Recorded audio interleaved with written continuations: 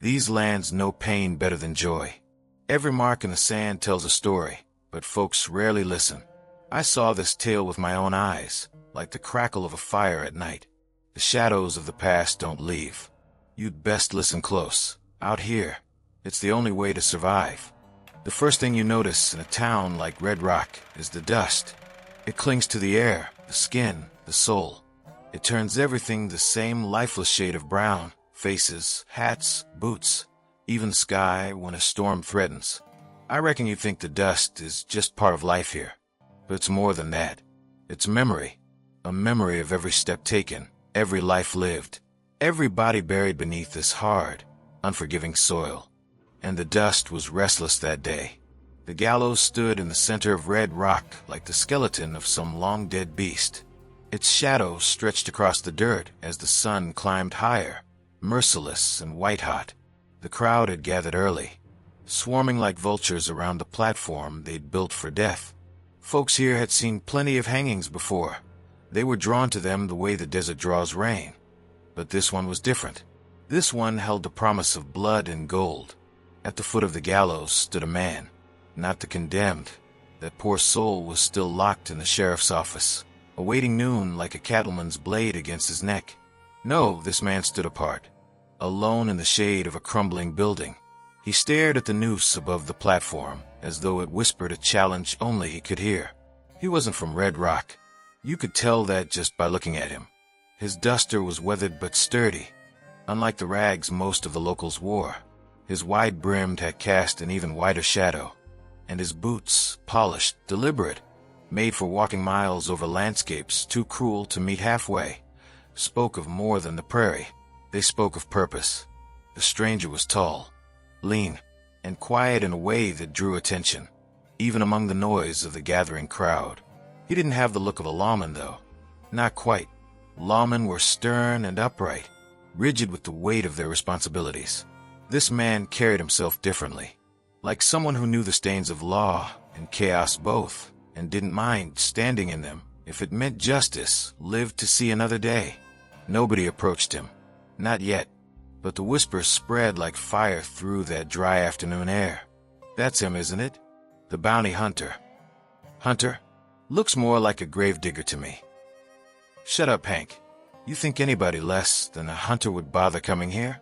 That's Caleb Finch's bounty sitting in the sheriff's office. $10,000 on his head, dead or alive. And you're fool enough to think that man's here for the weather. The stranger didn't flinch, didn't move as the talk about him grew. He kept his eyes steady on the gallows, his jaw set, his gloved right hand resting casually near his holster.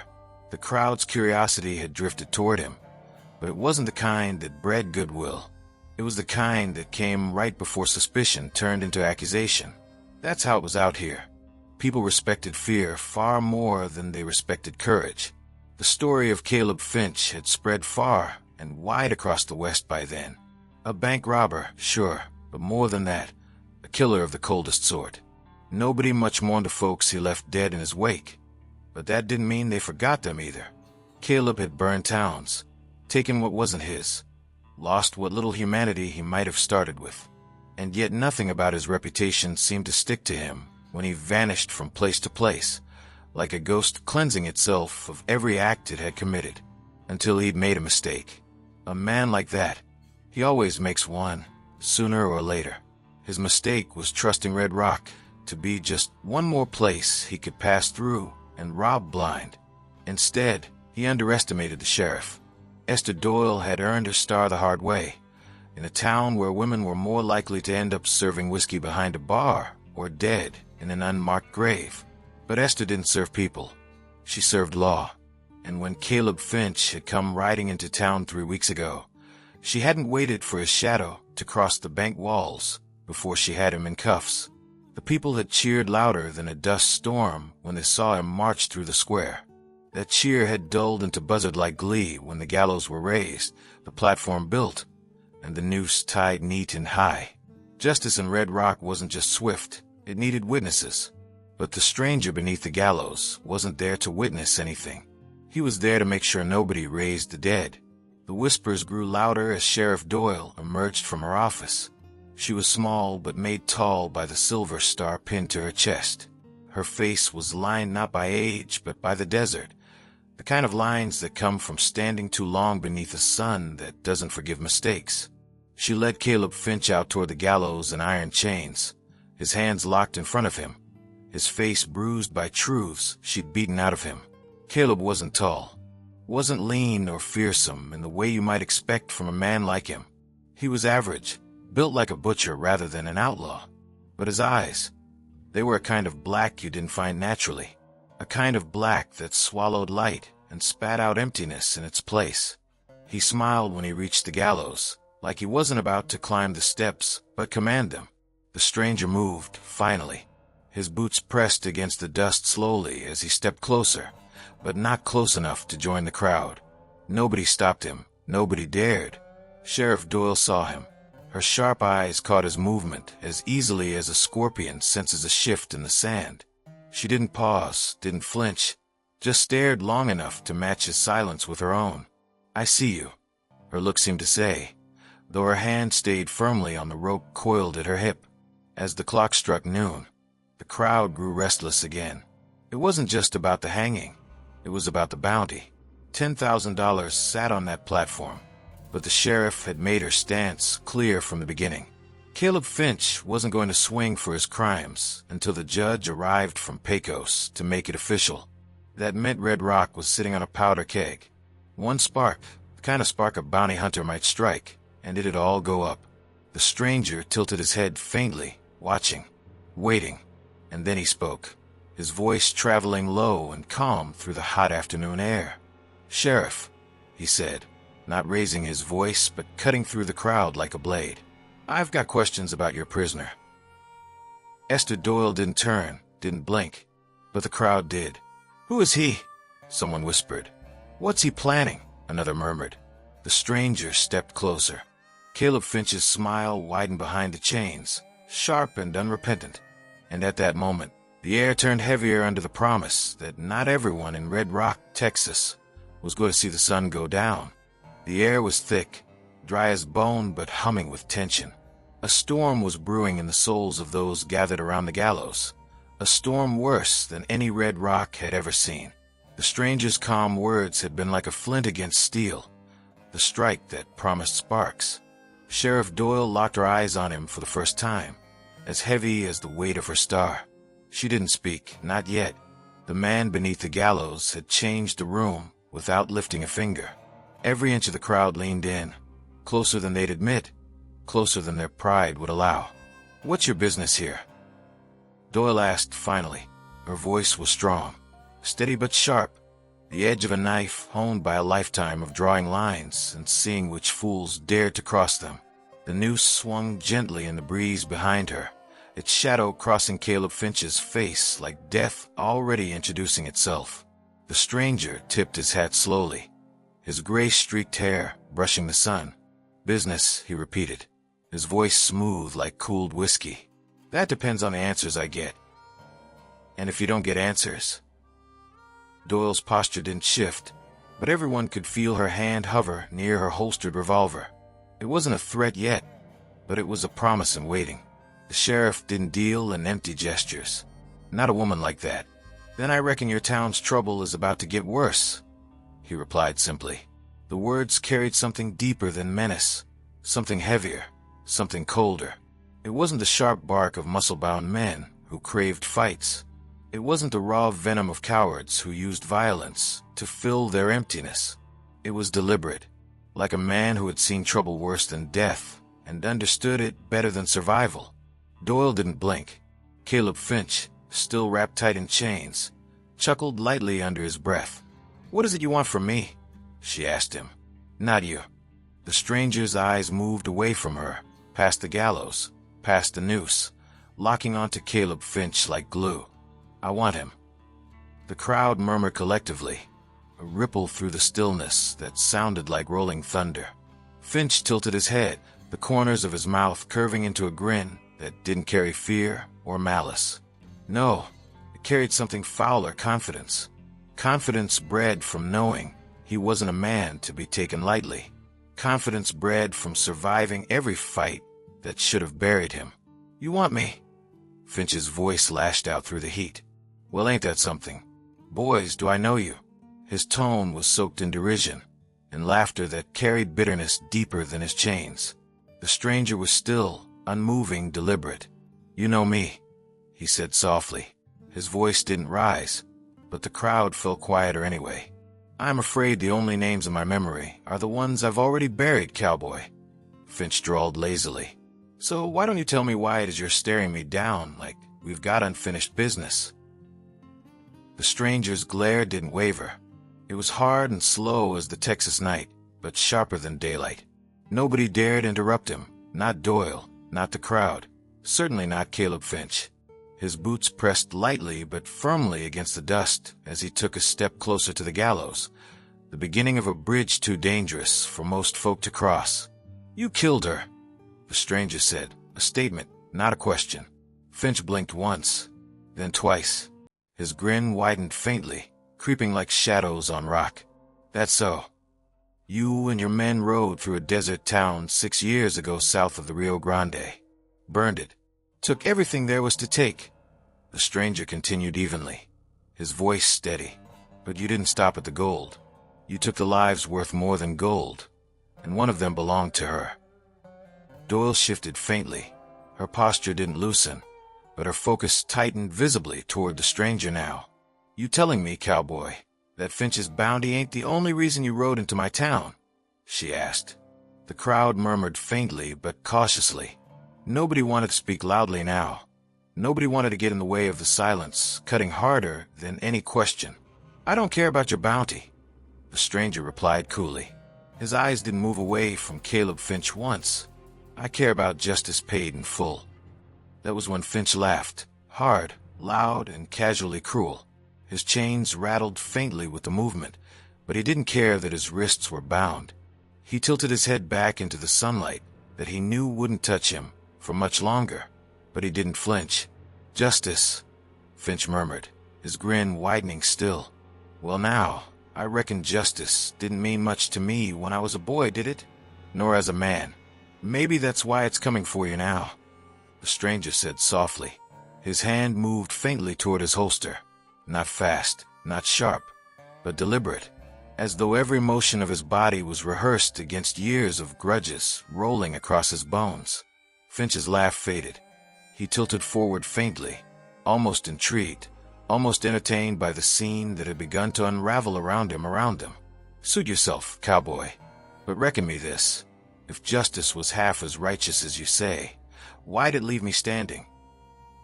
The stranger didn't answer. Silence again swept heavier than the sun, and then Doyle's voice shattered it. "That's enough. I don't know what business you think you've got here, but you're not laying a finger on him before the judge arrives. The bounty says he's mine in the courts, not yours." The stranger shifted faintly toward her now, not with antagonism, but weight. His steely gaze didn't soften, though. It remained locked somewhere deeper than vengeance.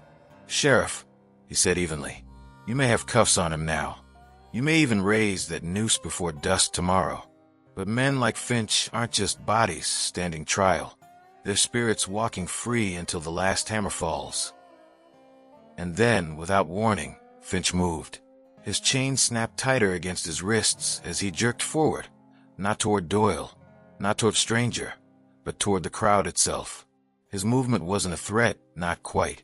It was provocation. His eyes darkened, their hollow black pits splitting the air like nothing but fear and chaos crawling into their places. The tension scattered quickly. Doyle's revolver was unholstered fast enough to catch Finch's grin toward her. But it wasn't just Finch's grin that mattered now. It was the fact the stranger still hadn't moved. Not once. Until now. His revolver was drawn slowly. Not in haste, not in adrenaline, but sharp enough for the crowd to feel it. And that was when everybody realized the hammer was already falling. There was a crackle in the air, the kind that comes right before fire swallows the forest. The noose swayed gently in the breeze, and the crowd that had gathered to see a hanging now found themselves part of something more dangerous, something wild, something uncontainable. Caleb Finch's sudden movement, his audacity beneath the gallows, had broken whatever uneasy calm had settled over Red Rock. The stranger stood steady, his revolver drawn in deliberate defiance of the law. His coat fluttered slightly in the rising wind, and the long barrel of his gun gleamed in the midday sun like the blade of an executioner. For a chill moment, it seemed like everyone had stopped breathing. Sheriff Doyle wasn't one to cower, though. Her voice came hot and sharp, cutting through the tension like the crack of a whip. "You put that gun down, mister," she barked. Her own revolver remained trained on Finch, but her eyes darted to the stranger, catching every flicker of his movements. "Whatever blood you're aiming to spill, it ain't spilling in my town unless the court says so." The stranger didn't flinch. His arm, steady as stone, remained in place. His gaze bore into Finch, unyielding and resolute. "This man owes debts no court can settle," he said, his voice low but firm. "You don't understand what you've got chained in front of you, Sheriff." The sheriff's grip on her weapon tightened. She tilted her head back, just slightly, her no-nonsense expression clear as day. "You're damn right I do. I've got a murderer, a thief, a man with a $10,000 bounty sitting on his head. But that bounty's coming to me alive. If you pull that trigger, you're not just a gunman anymore. You're a criminal." Finch's laugh rang out again, louder now, more mocking. His chains rattled as he leaned forward, his black eyes glittering with twisted amusement. "Hear that, cowboy? The lady's got a point.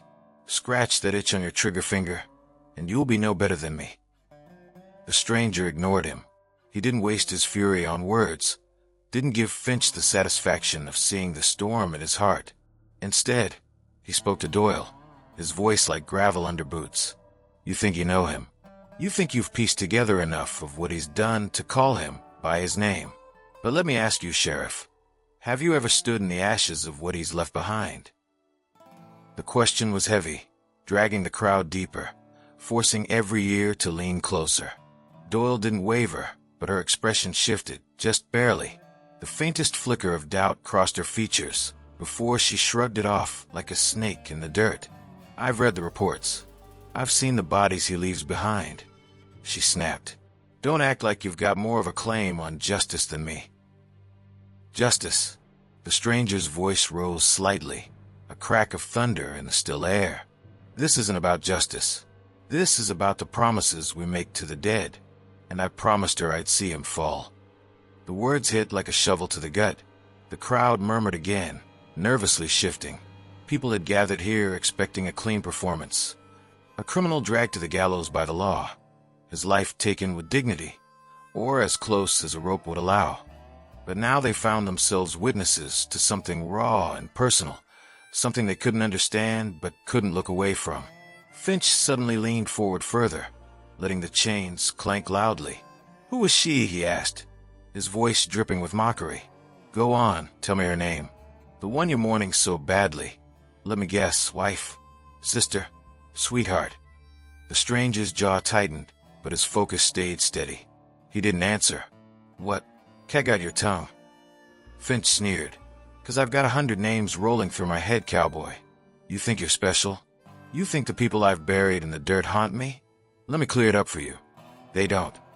The stranger's revolver twitched, just slightly, a motion so small it could have been mistaken for the breeze catching his wrist. But it wasn't the wind. It was something sharper. "You're making the same mistake now that you made 6 years ago," the stranger said quietly, "assuming the ghosts behind you are gone." Doyle stepped between them suddenly, her star glinting against the light. "That's enough," she barked. Her voice rang out like an iron bell, the final warning before the rope snapped. "Put your weapon down. Now." The stranger's eyes flicked to her for the briefest of moments. It wasn't hesitation, it was calculation. Behind her, Finch's grin widened, his teeth showing like a coyote baring its fangs. The tension hitched higher, stretching the silence between them like a taut rope struggling not to snap. And then the stranger sighed. Long quiet. He tilted his revolver downward, his arm going slack as he holstered it with a slow, deliberate motion. But his stance didn't soften. His words carried the weight of stone. "He doesn't deserve a trial, Sheriff. That noose won't be tight enough to choke the kind of evil he's carrying." "It doesn't need to be," Doyle replied, standing firm. The law isn't about what he deserves. It's about what you don't. With those words, the moment passed, but not entirely. The quiet tension still clawed the edge of every heart in that square, leaving behind a wound that wouldn't heal. Doyle gestured sharply to the deputies nearby, and they stepped forward to drag Finch back toward the sheriff's office. He went without a fight, or at least without a physical one, but his grin stuck firmly in place, his mocking laughter ringing softly under his breath. As the crowd began to dissipate, the stranger turned to leave without a word, but Doyle called out behind him, "Don't think I've forgotten your face, cowboy." He paused mid-step, half turning toward her silhouette in the sun. "This town's got enough blood on its shoulders without you adding more," she said. "Next time you draw steel here, make damn sure it's for the right reasons." The stranger tipped his hat slightly, just enough to acknowledge her warning, but the faint shadow of his smirk didn't carry submission. He didn't say thank you, didn't agree. Instead, his voice came low and smooth, like the rumble of distant thunder. "There won't be a next time," he said, and then he disappeared, his boots carrying him back toward his horse, his shadow long against the blazing horizon. But discussions of next times have a funny way of twisting themselves in the West. You think you've left something behind, but out here, the past rides faster than the best horses. The stranger knew he wasn't done with Finch, and deep down, the sheriff knew it too. The night was heavy, not the kind of quiet that settled a town into its peace, but the kind where even the moon seemed uneasy hanging above the world. Red Rock wasn't asleep, but every window was shut tight, every door bolted against the weight of what had crawled through the dust that day. The gallows sat empty, a sculpture waiting for its claim, its shadow stretched long under the faint flicker of the sheriff's lantern on the porch. Inside the sheriff's office, Caleb Finch leaned casually against a wooden bench where he'd been shackled. His chains jingled faintly, worn but steady, as though the iron itself was hesitating to hold him. The deputies had retreated to the far corner, their rifles close at hand, but eyes darting nervously to him as though proximity alone invited trouble. Finch wasn't afraid. That much was clear. He smiled in a way that wasn't quite human, too sharp, too dark. It wasn't a smile meant for others. It was a smile meant for himself. Sheriff Doyle sat at her desk, her revolver nearby, her eyes pinned to the report she was finishing for the judge's arrival. She didn't trust Finch. Nobody trusted Finch. But Doyle didn't flinch like her deputies did. She didn't recoil when Finch's chuckle cut through the silence of the room, like the scrape of nails against wood. Instead, she glanced up slowly, deliberate, her stare hard and worn as stone. "Something funny, Finch?" she asked, her voice steady despite the heat still lingering from the day. "Oh, nothing," Finch replied lazily, leaning back further against the bench, his grin widening behind the unkempt beard framing his face. "Just thinking about those gallows you built. Real sturdy things. Shame you won't be using them." Doyle froze for half a beat, a hesitation no one else might have caught, but Finch did. He tilted his head toward her, his black eyes glinting faintly in the lamplight. He was weeks into captivity, but captivity hadn't broken him. If anything, it had made him worse. "You seem awfully sure of that," Doyle said curtly. She leaned back in her chair, her hand brushing the butt of her gun as if reminding him, reminding herself, who held control in the room. "We may not be Pecos, may not be Tucson, but we don't get sloppy here." "Well, now that's cute, Sheriff," Finch murmured, his grin twitching wider. "But you see, folks like me got friends. Friends who don't sleep easy knowing justice is just waiting to hang one of theirs. Wonder if you sleep easy knowing I might not be alone for long." Doyle's jaw tightened, but her expression didn't shift. "I don't need easy sleep to run this town, Finch. You do well to keep your mouth shut before your friends end up worse off than you." Before Finch could reply, the door rattled faintly. It didn't fly open, didn't crack sharply, just rattled enough to draw every eye in the room toward it. Then came the knock. Slow, deliberate. The deputies shot up, rifles drawn toward the entrance, but Doyle raised her hand quickly. "Stay still," she ordered, rising slowly. Her boots tread softly across the wooden boards as she approached the door, her revolver loose, but ready in her grip. Finch chuckled faintly, but it wasn't a real laugh. It was a sound meant to fill the quiet, a sound born from something colder. Doyle opened the door. Standing beneath the lamplight was the stranger. He hadn't ridden off into the night after their last confrontation. His horse was tied nearby, grazing idly on what little grass the town had managed to coax from the dirt. He hadn't gone far, hadn't hidden himself. Instead, the stranger had made a single choice. Wait. Doyle raised an eyebrow, her stance unwavering. "Didn't I warn you about bringing more trouble to this town?" she asked him. The stranger tilted his hat slightly, his steely gaze meeting hers.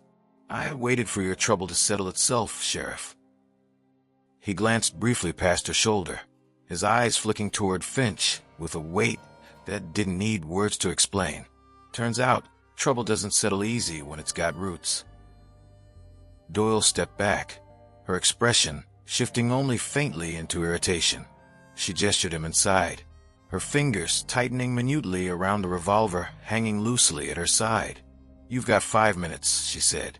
"Then you're gone."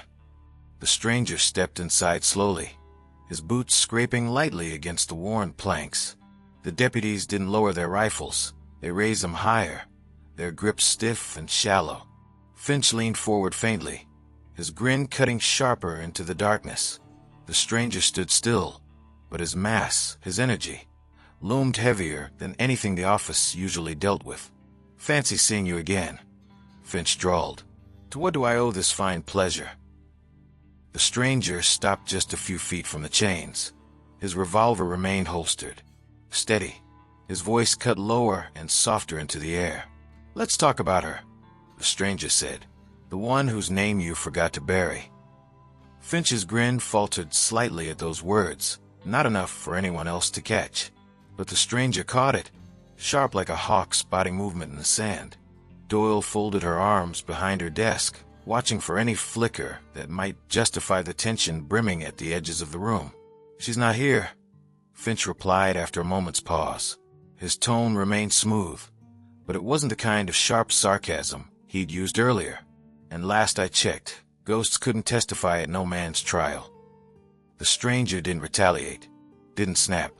He stayed steady as the storm continued rolling behind his gaze. "But witnesses do," he said simply. Before Finch could reply, there was another knock.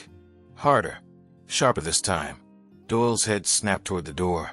The deputies stirred nervously, whispering faint curses under their breath. The stranger tilted his head faintly, his hand resting casually near his holster, but somehow far sharper than any drawn weapon. Finch chuckled faintly behind the chains, as though he already knew who stood waiting in the shadows beyond. Outside, the storm of justice and vengeance had begun moving. When Sheriff Doyle yanked the door open, the wind rushed inside, dragging the heat and dust of the night with it. But it wasn't just the desert that stirred. Trouble had arrived, bold and brash, the kind that didn't wear a badge but didn't hide in shadows either. 3 men stood outside, silhouetted by the lamplight. Their faces were hard-set, weathered, and worn, not like men who had earned their years, but like men who had fought their way through them. Dust clung to their boots, their coats, their gun belts sagging low on their hips with the kind of weight that promised they weren't there to negotiate. "Sheriff," the tallest one said, his voice almost polite, but with an edge that scraped bone. "Mind fetching your prisoner for us? He won't be needing that noose after all." Doyle didn't miss a beat. Her posture straightened immediately, the star on her vest gleaming faintly in the lamplight as her grip tightened on the revolver at her side. "State your business. You're trespassing on law, mister." The man stepped forward slightly, his boots crunching against the sand as he adjusted the brim of his hat. He didn't look defiant, not yet. He looked like men who knew their place in the West and didn't care for questions about it. "We came for Finch," he said. "Now you hand him over the easy way, or we make this messy." Inside the office, Finch's laughter rang out sharp and quiet, rolling through the tension like a knife slicing through coiled ropes. The deputies shifted nervously, gripping their rifles tighter, glancing between Doyle and the shadowed strangers at the door. The stranger hadn't moved. He stood steady, his back against the far wall, his gaze locked on Finch as though nothing else in the world could pull his focus away. But his hand drifted closer to his holster, subtle and slow, hidden just beneath the fold of his coat. "This prisoner has a $10,000 bounty on his head," Doyle said, her tone steady, her chin raised just slightly to remind him of her authority. "You think I'll just hand him over to your lot for free?" The man at the door smirked faintly, shifting his weight. "Don't reckon I'm asking for permission, Sheriff." Doyle stepped forward then, lowering her voice so only the space between her and the strangers could hear it. "You take one more step through that door, and Red Rock will hang all of you next." The mood shifted sharply. The men at the door bristled faintly, their shoulders stiffening, their hands twitching closer to their gun belts.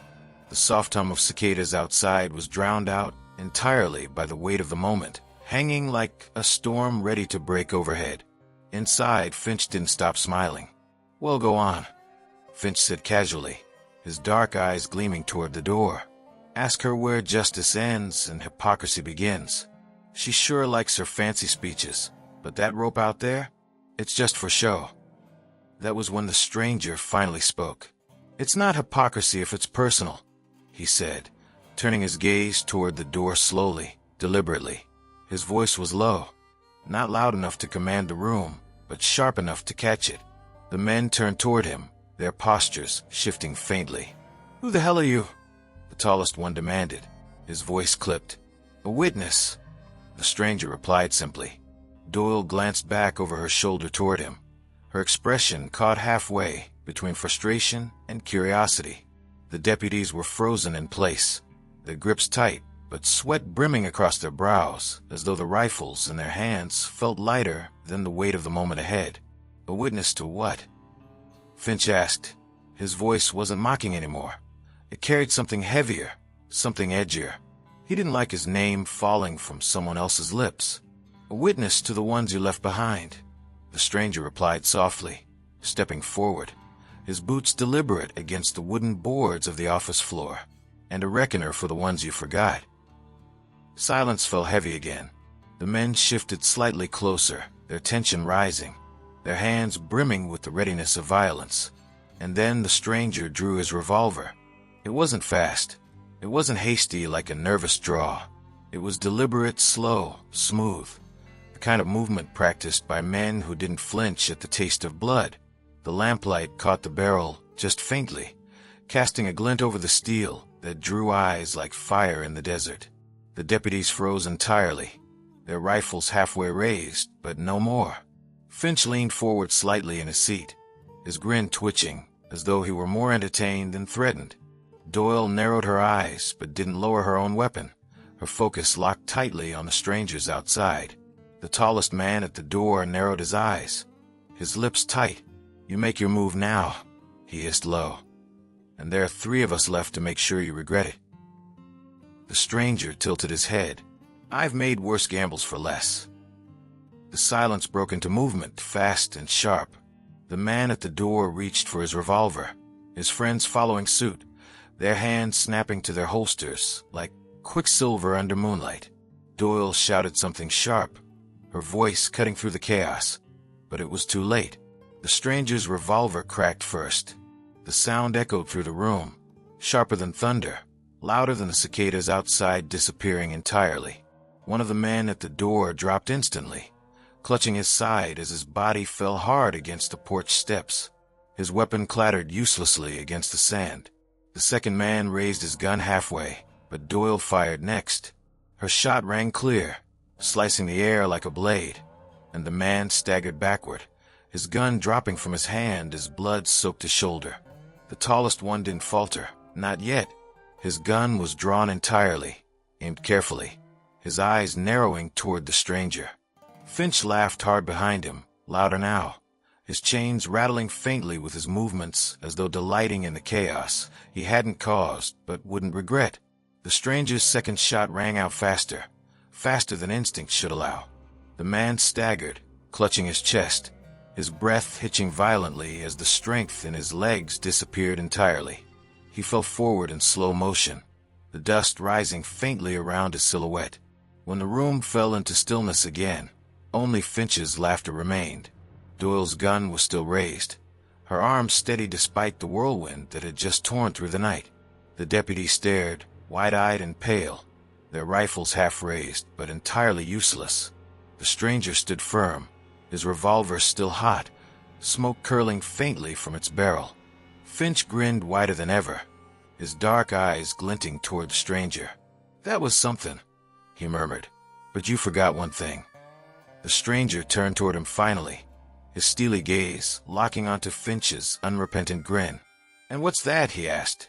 "You may have witnesses."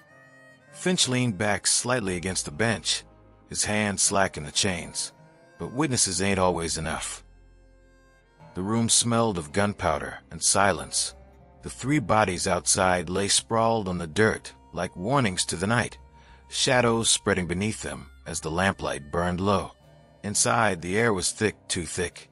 A storm had passed through, but everyone could feel there was still thunder left, still lightning waiting to strike. The stranger stood motionless, his revolver hung at his side, its barrel still warm from the life it had taken.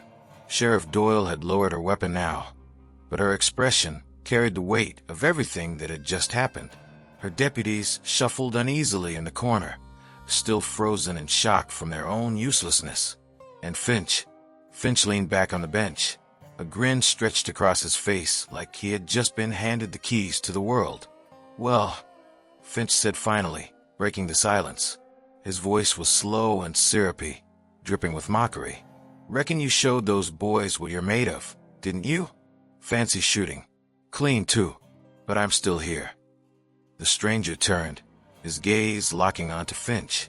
It was sharp, harder than steel, and colder than the wind that rolled over the prairie at night. But he didn't speak. Not yet. He was waiting. "You think this changes anything?"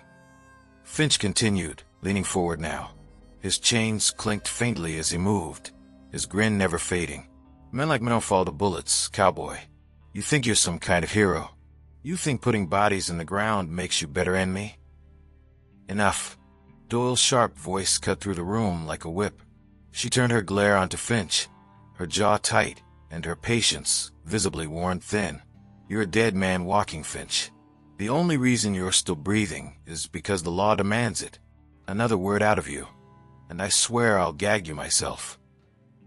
Finch leaned back again, his grin twisting into something darker but quieter. "Law," he muttered, almost to himself. "Funny little thing. Big when it suits you, small when it don't." Doyle ignored him. She turned her attention to the stranger, a man who had defied her authority, spilled blood in her town, yet somehow seemed unshaken in the face of all of it. "What's your move now?" she asked, her tone sharp but not hostile. There was something else there now, a flicker of understanding, even respect. "You've had your vengeance. That bounty's mine, and Finch isn't leaving Red Rock until the judge takes him off my hands. You got any disputes with that?" The stranger didn't answer right away. He turned his hat in his hand, his fingers tracing the brim as though weighing his thoughts against the air. His voice, when it came, was low, measured. "You said something earlier," he said, "about justice." Doyle raised an eyebrow. "Did I? You said it wasn't about what Finch deserves," the stranger continued, his eyes narrowing slightly as he spoke. "You said it's about what I don't." Doyle folded her arms, leaning against the desk behind her. "And I meant it." The stranger nodded slowly. "Then maybe you understand more than I figured you would." Finch shifted on the bench, watching the exchange with quiet amusement. His dark eyes darted between them, sharp enough to cut. "You two gonna have a moment?" he asked, sneering lightly. "Or should I be worried this is where the story wraps up?" The stranger ignored him. He stepped forward instead, toward Doyle this time, his boots heavy against the plank flooring. The lamplight caught the edges of his face, and for a moment, Doyle thought she caught a flicker of something deeper in his expression. Not anger, not vengeance, sadness. "You'll see him hang," the stranger said quietly. "The town will get its justice." Doyle frowned faintly, hesitant. She didn't trust agreements made so easily. "And what about you?" she asked carefully. "You come all this way, dragged your ghosts behind you like a bag of stones, and now you're just leaving?" The stranger's eyes hardened again, but his voice stayed soft. "Justice don't live in the hanging, Sheriff. It lives in the decisions that come after." Before Doyle could reply, the stranger turned toward Finch again. His revolver stayed holstered, but his stare, his ironclad, unrelenting stare, seemed heavier than steel. "You said her name doesn't haunt you," the stranger said softly. His voice carried no anger now, no heat, just cold truth. "But one day it will." Finch's grin faltered, just slightly. It was enough. "You think you're free," the stranger continued, stepping closer, his voice dropping. "You think iron bars and chains are the only things that hold a man down. You're wrong. She'll carry you down long after your feet stop touching this dirt. You'll choke on her name before you choke on that noose."